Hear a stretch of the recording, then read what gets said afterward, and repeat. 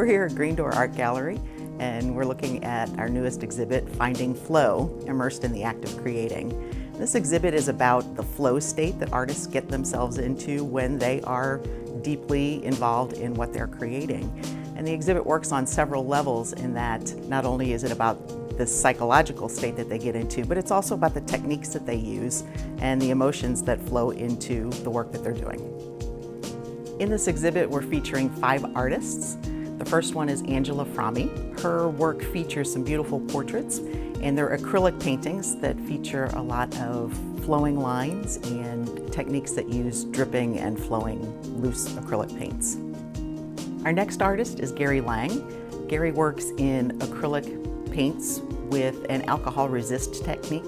When he drops the alcohol into the paint, it creates a movement of the acrylic paints away from the alcohol itself. The imagery has a lot of arcing, flowing lines that create a movement within the work. The work you see behind me is from our next artist, Elena Ryback. Her work is acrylic and mixed media, and her art is more about the flow of her emotions as she's creating, but her imagery also has a lot of flowing, moving water that really fits perfectly with the theme of this show.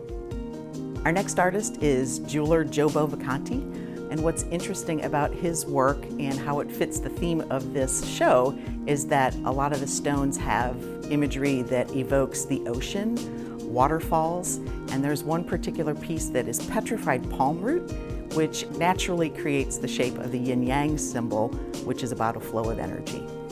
And our 5th artist is Luciana Sabatino. She works in acrylics with a pouring medium. So the technique that she uses is actually pouring the paints onto the canvas and manipulating them with her hands.